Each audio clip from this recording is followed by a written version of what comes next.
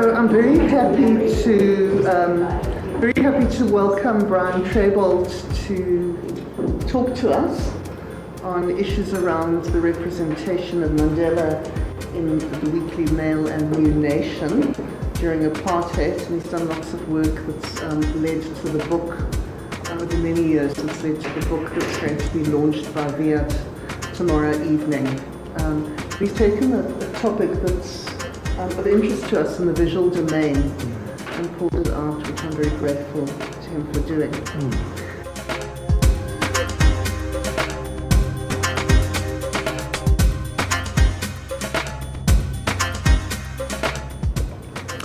Before I turn to the focus of my talk today, some historical context would be useful for appreciating the significance of the photographs the Weekly Mail and New Nation published of Nelson Mandela during the states of emergency in the late 1980s. I would prefer, if I may, to work backwards in terms of discussing Mandela. Towards the end of his life, Mandela was arguably the most revered political figure in the world. Shortly before he died, the United Nations actually created Nelson Mandela International Day.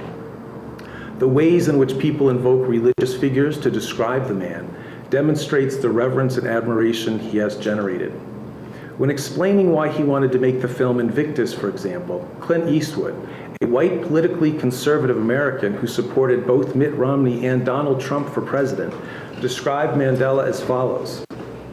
The stories of how he forgave his jailers and spending 27 years in prison instead of coming out of prison and starting a civil war, which he could have done and probably got people behind him, he got out and he used a very creative solution to bring reconciliation. I thought, what a wonderful story. How could a guy like that exist? He's like Christ-like or something. There's just no people like him on the planet. Compare this to the discussion featured in the film Mandela between Sophie, and forgive me the pronunciation, Mingina, and Dali Ratheba, two black South Africans who lived under apartheid. Ratheba says of Mandela, he's a messiah, to which Mjani says, yes, he's Solomon. Ratheba replies, he's Moses. Mngina then laughs and agrees, he's Moses. Mandela's ability to appeal deeply to people across vast divides was also evident in a brief film I watched at a museum in South Africa in 2011. In one clip, Mandela was shown riding in a carriage waving to the crowd with a smiling Queen of England. In another, he was hugging a smiling Fidel Castro. The attendance of world figures at Mandela's funeral provided a tangible measure of his tremendous appeal. Leaders from several countries attended, including four US presidents, and speakers ranged from Barack Obama to Raul Castro. And just recently, Barack Obama was here to deliver his most extensive and significant speech since leaving the presidency. The occasion, the 100th anniversary of Mandela's birth. There is simply not a political figure I can think of whose appeal transcends virtually every conceivable divide: race, gender, nationality, even ideological orientation. And I am aware, particularly after a lunch I just had, that there's a little bit more complications in terms of discussing Mandela today. But in terms of the international focus and where I live in the United States, this is still the way in which he is talked about and received. It may be difficult to recall a time when Nelson Mandela was viewed by many white South Africans as the country's #1 terrorist, and the ANC, now the dominant political party within the country, was banned. In the mid to late 1980s, the ANC had been banned since 1960, and Mandela had been in prison since 1963. Unless South Africans were actively reading banned underground literature to educate themselves about the ANC or Mandela, they would have had very little knowledge of either. How could they? School curriculums certainly did not focus on the history of the ANC or Mandela, and the mainstream media, for the most part, avoided focusing on them for fear of being charged with promoting a banned organization and individual. When or if South Africans heard about the ANC and Mandela, therefore, it would have been through the distorting lens of government propaganda.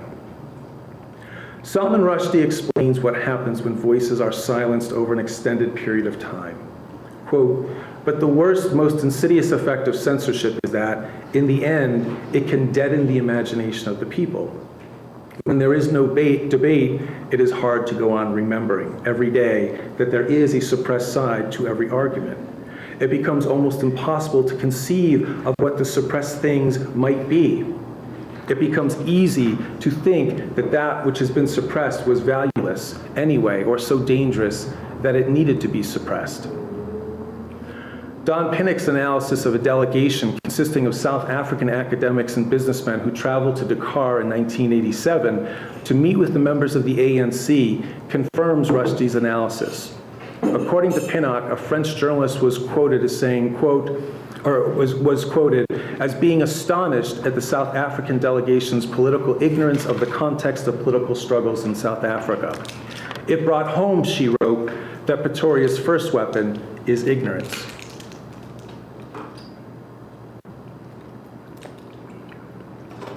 The ignorance concerning the ANC and Mandela ran deep indeed, including at the highest levels of the South African government. In his memoir, Mandela recalls when Jimmy Kruger, the Minister of Prisons, visited him on Robben Island. Mandela: I then began to tell him a bit about the history of our organization and why we had turned to violence. It was clear that he knew almost nothing about the ANC, and what he did know was gleaned from the propaganda of the right-wing press. When I told him the organization was far older than the National Party, he was dumbfounded. I said that if he considered us communists, he should reread the Freedom Charter. He looked at me blankly. He had never heard of the Freedom Charter. I found it extraordinary that a cabinet minister should be so uninformed. Most white South Africans would have viewed the ANC and Mandela as dangerous, and while most black South Africans would have overwhelmingly rejected this view, they did not have access to accurate, credible information about them. This was the context in which the Weekly Mail and New Nation began publishing. The Weekly Mail in June 1985 and New Nation in January 1986. In short, the apartheid government was trying to erase Mandela and the ANC from the consciousness of South Africans. The Weekly Mail and New Nation were both determined to resist this erasure, but for different reasons. The South African Catholic bishops provided the money necessary for the publication of New Nation. The idea was to start a newspaper that would focus on the concerns of black South Africans and help mobilize readers to oppose the apartheid government. One of the founders of the newspaper, Father Smanguliso Mkhatshwa, recruited Zwelakhe Sisulu to serve as the first editor. In addition to his considerable journalism experience, Sisulu came from a political family that, with the exception of the Mandelas, was the family most closely identified with the ANC. Zwelakhe's mother, Albertina, had been active in the struggle for decades and had helped to organize some of South Africa's most historic anti-apartheid protests, including the 1956 Women's March. Zwelakhe's father, Walter, of course, had been imprisoned on Robben Island and was widely considered Mandela's closest confidant. While there was never a formal relationship between New Nation and the ANC, New Nation deliberately sought to promote the ANC, and there was contact between members of this newspaper and the ANC. In terms of its purpose, the Weekly Mail was quite clear about its role. It was politically independent and did not overtly support any specific party. In a letter sent to potential investors, Harbour and Minoyam, the co-founders and co-editors of the paper, emphasized that the newspaper would be, quote, nonpartisan and non-polemical. It will not, in general, carry an editorial comment. Its policy will be broadly critical of the status quo in South Africa, but without affiliation to any political party or organization. It will concentrate on critical, independent analysis rather than pursuing a particular line. Thomaselli and Lowe note that this feature fundamentally differentiated the Weekly Mail from other opposition newspapers, including New Nation. Quote, in contrast, Weekly Mail criticized both the apartheid state and left-wing mistakes. This position inevitably produced tension on occasion between the paper and left-wing activists. The relationship that existed between the Weekly Mail and ANC was indeed complex. Reg Rumney, a journalist at the Weekly Mail, claimed that most journalists for the Weekly Mail were, quote, ANC sympathizers in most cases rather than ANC supporters. Sean Johnson concurred. I think most of us were ANC sympathizers, but more than anything else, we wanted their views to be reflected. What used to drive us utterly nuts was a world in which, particularly whites, but others as well, were living in complete unreality, in denial about what the majority actually was and what the ANC was actually doing. In short, Harber and Monoyim were willing to take risks by publishing information about the ANC and Mandela because they believed that South Africans, particularly white South Africans, needed to know about a political party founded in 1912 that had considerable support among South Africans, particularly black South Africans, and that ANC leaders such as Mandela were viewed by many as the rightful leaders of South Africa. The Weekly Mail's intent in publishing stories about the ANC and Mandela, therefore, was less about promoting the ANC and more about promoting reality. To make matters even more complicated, the Weekly Mail was the newspaper that eventually exposed the abuses of the Mandela Football Club, operating under Winnie Mandela's supervision. The shocking revelations of kidnapping, torture, and murder carried out by members of this club made international headlines, significantly discredited Winnie Mandela, and by extension, the ANC itself. According to Monoyim, the publications of these articles caused a tremendous amount of bad blood at the time between the Weekly Mail and certain prominent factions with the ANC, tensions that lingered well after South Africa made its transition to democracy, and that actually remain to some extent to this day.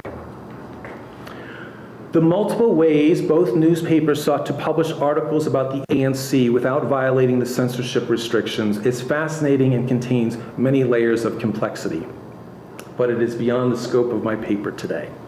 The publication of photographs of Mandela, however, is within the scope of the paper, and it is what I will turn to now. Perhaps the most famous instance in which the Weekly Mail seized upon an opening provided by the cumbersome apartheid bureaucracy was when it published the first photograph of Nelson Mandela in more than 2 decades. Anton Harber recalled this particular success during an interview. Quote, "We were constantly using secondary sources, things said at official press conferences, things said in Parliament, and things from government documents, such as the famous Mandela picture, which came from a government booklet. The picture Harber referred to was a large picture of Mandela published on the Weekly Mail's front page of its June 6, 1986 edition under the headline, the first legal photo of Nelson Mandela in 22 years.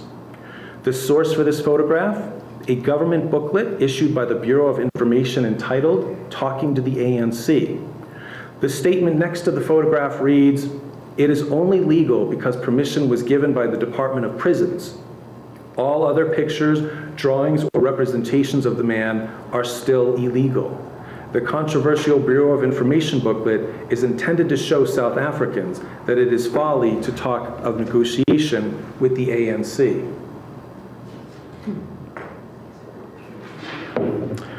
Although it is true that the Department of Prisons granted permission to the Bureau of Information to publish this photograph, it is also true that the Weekly Mail took a rather expansive interpretation of this permission, arguing that it was, quote, attached to the photograph, not the booklet or the Bureau.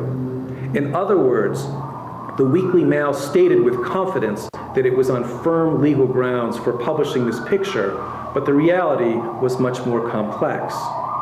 Much more likely, when the Department of Prisons granted permission to publish this photograph, it clearly did so with the understanding that it would be used for this one booklet, and not that it could be reproduced by other publications. This legal statement is an example of what Erwin Monoyim referred to as the all-clear flag. It was a tactic that consisted of providing a legal justification next to or within the articles that he described as somewhat tenuous, and it required the editors of the Weekly Mail to play both smart and dumb, depending on the audience in question.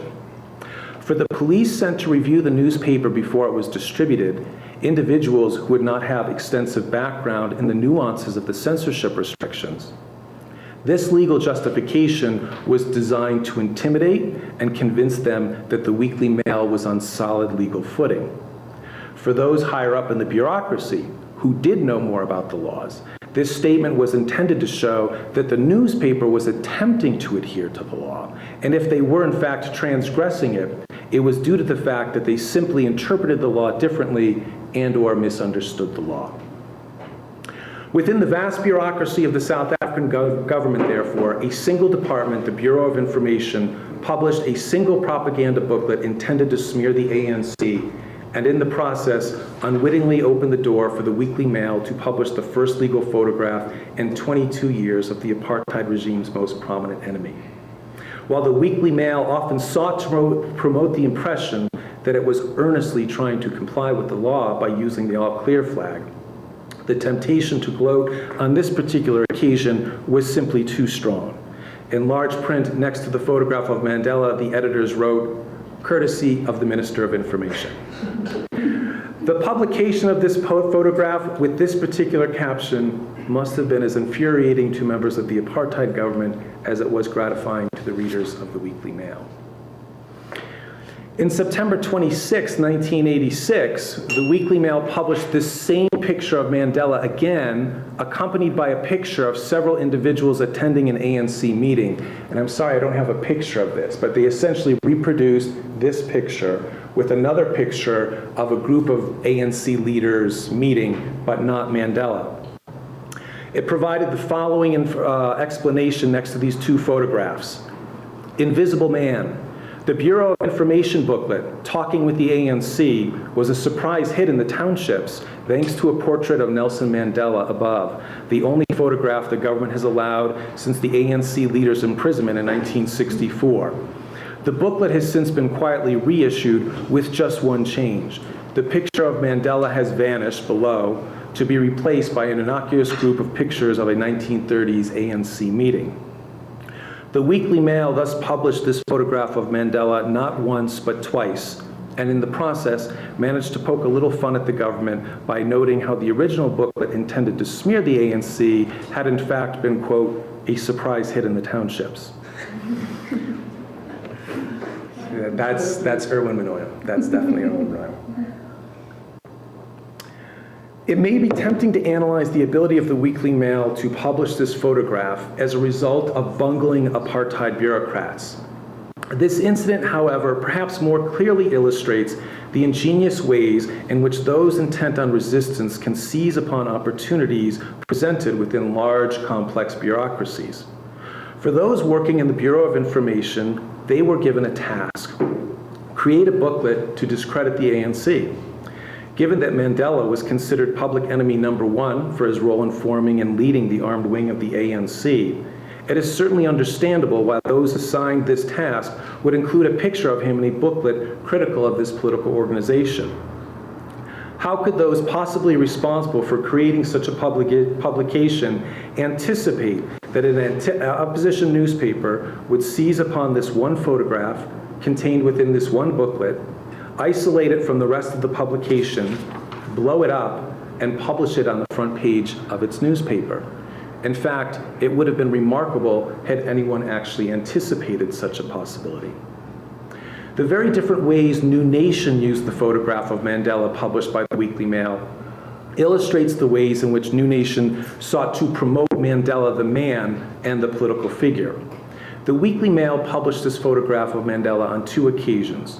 The text that accompanied the publication of this picture demonstrated that the Weekly Mail viewed this as an opportunity to defy the regulations and gloat the first time, and poke fun at the government and gloat the second time. New Nation, however, subsequently published this same photograph on at least 4 occasions, each time accompanied with an article about Mandela himself and or his role in the ANC. For New Nation, this photograph was significant not necessarily because it represented a triumph over the censorship restrictions, but rather because it could be used to promote Mandela. The publication of this photograph illustrates an important dynamic about the nature of resistance to censorship during that period. When journalists tried to write about issues or in ways that they knew were risky, and the state did not crack down on them, this meant that they had, in the words of Howard Barrow, a Weekly Mail journalist, occupied that space. In other words, writers had established a precedent that could later be invoked to make it more difficult for the state to crack down should journalists cover that particular issue or use that tactic in the future. Of course, journalists' ability to occupy a certain space never offered any guarantees. As Michel Desarteau rightfully notes about those in disempowered positions, whatever it wins, it does not keep. When newspapers did successfully identify a loophole that allowed them to successfully publish information, the government always had the power simply to close that loophole and declare it off limits for the future. New Nation, by publishing this photograph of Mandela on multiple occasions, did have some precedent, but certainly no guarantee that the apartheid government would not crack down on them for using it, particularly given the way that they were using this photograph. The Weekly Mail utilized the exact same tactic to publish yet another picture of Mandela in February 1989. On page 6, the newspaper published the famous picture of Mandela talking in earnest with Walter Sisulu on Robben Island. So this is the picture. The photograph that I photocopied from the newspaper didn't reproduce so well, so I thought I would just show you. This was the picture that they published in 1989. Beneath this picture is the following: a rather fuzzy picture of two men in conversation. What makes it remarkable is the place, Robben Island, and the people, Nelson Mandela and Walter Sisulu. Is the picture legal? Well, it must be. It comes courtesy of the government's own Bureau for Information, which has reprinted 15,000 copies of a US publication, Problems of Communism, containing this rare 1966 photograph, the most recent picture of the ANC leaders. Again, one may be tempted to scoff at the apparent incompetence of the Bureau of Information to be fooled not once, but twice by the same newspaper using the same tactic. But some questions to consider. Was the same unit of the Bureau involved in the second incident, given that it involved reprinting a publication from the United States? Were the same people in positions of leadership at the Bureau who may have had some institutional memory concerning the first incident involving the Weekly Mail? These questions are designed not to provide excuses for apartheid bureaucrats, but rather to highlight the real challenge of censoring information within a vast, decentralized bureaucracy, particularly when dealing with those who are dedicated to pouncing on any misstep. Also note the question posed by the Weekly Mail regarding the legal status of this photograph. Is this picture legal? Well, it must be. There really was no must about the legal status of this photograph at all. As will be noted later in this talk, there were in fact other laws the apartheid government could have invoked to determine that the Weekly Mail was in fact transgressing the law, including the Prisons Act. Don Pinnock, a journalist activist in Eastern Cape in the late 1980s, provided a compelling analysis of how those opposed to the apartheid government operated in terms of the law. This is Don Pinnock. I mean, there's no law. There's no law at all. What happened was that South Africa at that point became so over-legislated that we just didn't operate in terms of the law. We operated in terms of what we could get away with, because everything was illegal. Unless you got away with it, then it was legal. That was how we operated. There were thus activists such as Pinnock, as well as opposition newspapers such as the Weekly Mail and New Nation, that were determined to aggressively challenge the law. If one were determined to stay within the letter of the law, however, one would always be able to find some statute or restriction to justify an action. In this case, the Weekly Mail was willing to gamble that the publication of this photograph within an actual government publication would make it sufficiently awkward for another element of that same government to crack down on the newspaper. Yet another site of power within the apartheid government that the Weekly Mail and New Nation utilized to publish photographs was decisions made by the Publications Appeal Board, PAB, an entity created by the Publication Act of 1974. And this is probably something you know quite a bit about, I'm guessing. According to an article appearing in the Weekly Mail, the Publications Act of 1974 became, quote, the principal vehicle for effecting censorship, unquote, in South Africa by creating numerous committees that determined whether or not various publications should be censored. Another Weekly Mail article noted that the work of these committees is shrouded in secrecy and that, quote, the names of individuals comprising a particular committee are never revealed, and the act precludes interested parties from a right of audience before them, unquote. An official justification for this secrecy was never provided. These secretive and conservative committees banned literally thousands upon thousands of texts in the course of their existence, including books, films, songs, posters, even t-shirts. During the 1970s, the Publications Act increasingly was used to censor political material. The Publications Appeals Board, PAB, as its title indicates, heard the appeals resulting from decisions made by publication committees. During the 1980s, the chairman of the PAB, Cobus van Ruin, embraced a more progressive view than previous chairs. The Freedom Charter, for example, a foundational document of the ANC, had been banned prior to his tenure. According to a Weekly Mail article written at that time, quote, "Many editions of the Charter were prohibited under various censorship statutes, and in most cases, the mere possession of the Charter constituted a criminal offense. Even quoting from the Charter gave rise to the bannings of publications." In 1984, however, the PAB ruled that the Freedom Charter was no longer an illegal document. Quote, "It said that the fact that the ANC had adopted the Charter as part of its constitution was legally irrelevant," unquote. After this decision, numerous organizations began to print and openly distribute copies of the Freedom Charter. To fully appreciate the role of the PAB under Van Ruin, this entity needs to be situated within the larger censorship apparatus.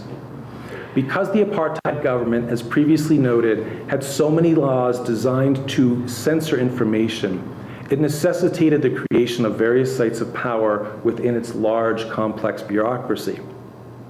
It was thus entirely possible for different sites within the government to undermine one another in the process of fulfilling its mission. For example, the Publication Committee and the PAB were not supposed to take into account other censorship laws when rendering their decisions, but rather were supposed to adhere to the criteria contained within the Publications Act itself. Thus, the PAB allowed the publication and distribution of a book entitled Apartheid in Crisis, despite the fact that this book, quote, contravened the Internal Security Act by quoting a listed person, Oliver Tambo.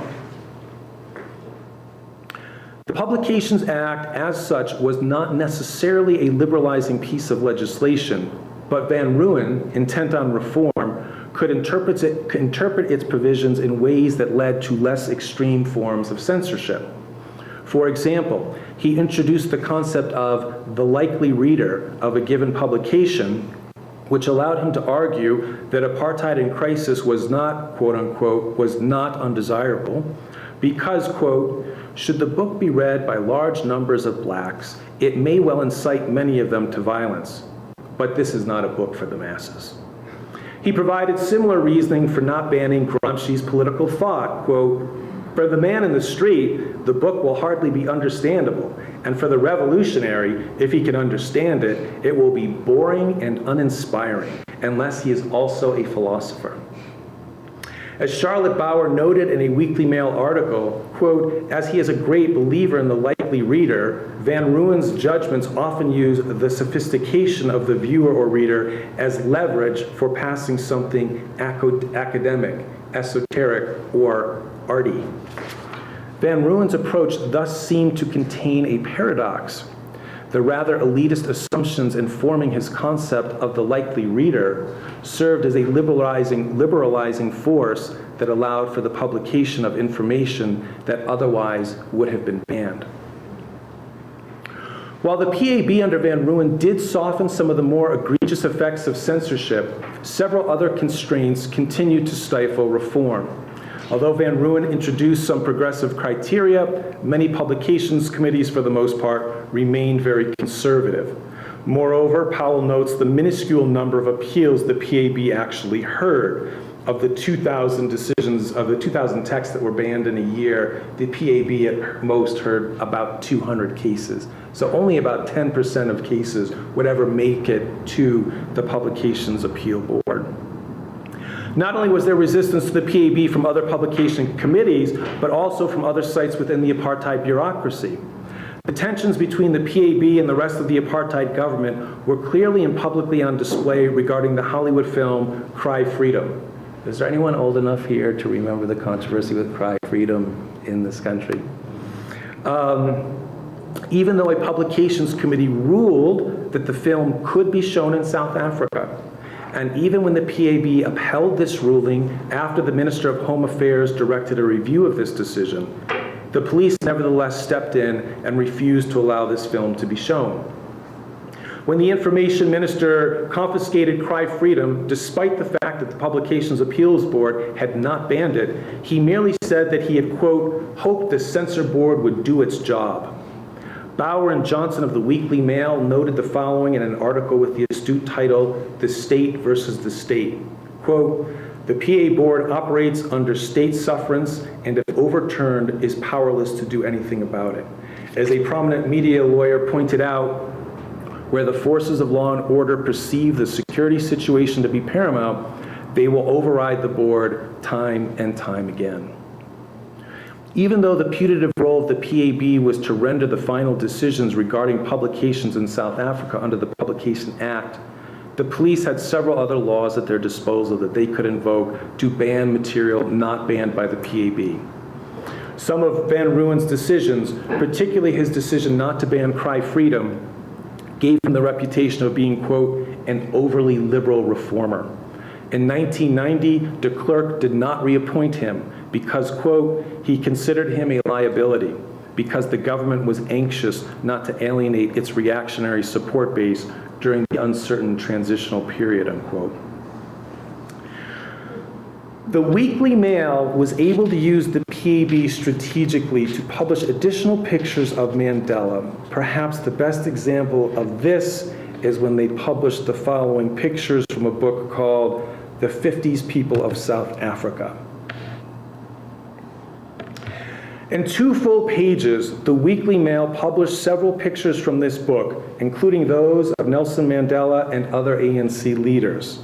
The accompanying text of the article explains the presence of these photographs that must have taken Weekly Mail readers, as well as the security police, by surprise. Quote, "Since Mandela and other Rivonia trialists were sentenced to life imprisonment in 1964, photographs of them have been prohibited by the notorious Prison Act. Now, a new book on the shelves, The 50s People of South Africa, includes never-before pictures of Mandela, and it has been passed by the Publications Control Directorate."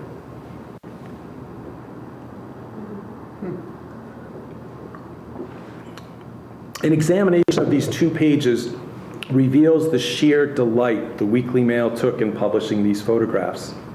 At the top of the page, the headline reads in big bold letters, "It's Mandela," and in the middle of the page in equally large letters, "And it's legal." The pictures themselves are quite large. One depicts a youthful Mandela in a boxing pose with a caption that reads, "Recognize this sporting young man?" His seldom seen face appears on a remarkable collection of historical pictures published this week, and most remarkable of all, the collection is openly on sale, passed by the Directorate of Publications. Beneath the picture itself is the following: "It can't be, yes it is, in print, in South Africa." On the opposite page is a picture of Albert Luthuli, former president of the ANC and recipient of the Nobel Peace Prize. This picture, as large as Mandela's, shows Luthuli in a suit and tie with a hand over his stomach, laughing. That is really, I mean, I can only imagine how charged it must have been to be a reader at that time and open and see something like this. This was 89. This was 89, yeah. 8 months after the PAB's decision, an article appeared in the Weekly Mail entitled "Test Trial for Mandela Photo," explaining that the government was bringing charges against the publisher and photographer of The 50s People of South Africa, where this book, where these pictures were taken from, for violating the Prisons Act, which, quote, forbids pictures of prisoners except under specific circumstances or where permission is given.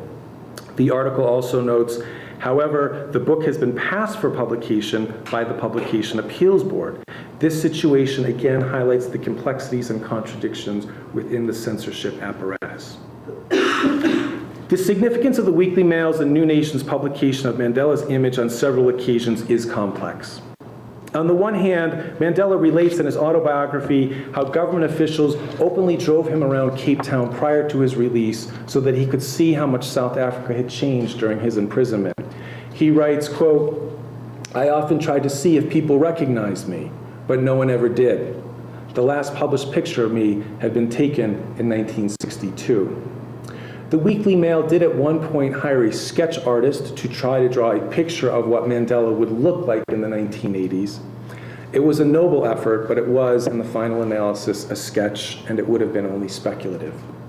It would seem, based on Mandela's comment, that no one recognized him as he drove around Cape Town, that the apartheid government had succeeded in erasing his image for South Africans. I would argue, however, that the ability of the Weekly Mail and New Nation to publish these photographs of Mandela constitutes a real victory. In 1999, I interviewed several political activists who distributed underground material promoting the ANC and the South African Communist Party during the 1970s. These included Anthony Holliday, Jeremy Cronin, Susan Rapkin, and Tim Jenkin. One of the pamphlets Susan Rapkin worked on after she left South Africa and when she was working against the apartheid government in exile consisted of pictures of Mandela and other Rivonia trialists with the saying, "Release our leaders." The reason Susan Rapkin worked on this particular pamphlet in exile: she had been part of a South African Communist Party cell, along with her husband David Rapkin and their friend Jeremy Cronin. They were all arrested for their involvement in distributing banned literature. Jeremy Cronin served a 7-year sentence. His wife died of cancer while he was in prison. Susan Rapkin was pregnant when she was arrested and gave birth while in prison. She was eventually released after a few months because she was a British citizen. She described how she took the baby to visit her husband David before she left the country, and how the female warder had to take the baby and bring her to David, who was behind a glass wall. The warder was not supposed to do this, but she did it as an act of compassion so that David could hold his baby in his arms before Susan and the baby left the country. This is Susan Rapkin. Anyway, this woman then took this little bundle, this size, to David to hold him because he would never see her again for 10 years. And when she came back, she was a very big woman. When she came back holding Franny, the tears were streaming down her face. And she sort of thrust the baby back at me and said, "That was the worst thing that I ever had to do." These were the sacrifices people made in the 1970s to distribute banned material. And they took these risks to distribute short pamphlets featuring slogans and perhaps some pictures to reach an audience of only a few thousand.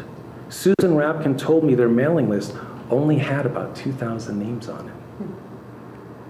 By the mid to late 1980s, during the states of emergency, the Weekly Mail and New Nation were able to publish several photographs of Mandela legally and reach an audience of hundreds of thousands. I think it's also important to remember what the publication of these photographs meant at the time. Publishing these photographs may not have allowed South Africans to receive contemporary images of Mandela, but they were acts of defiance, acts of resistance, a way of saying to the government, "We know you want us to erase this man from our memory, and we refuse to do so." To come full circle with the beginning of my talk, a man whose image was once forbidden is now ubiquitous in South Africa and I would say the world. His image adorns absolutely everything, including perhaps some items it should not. In my office, for example, there's a very large image of Mandela's face on a beautiful tapestry I obtained in South Africa. I have Mandela on my keychain.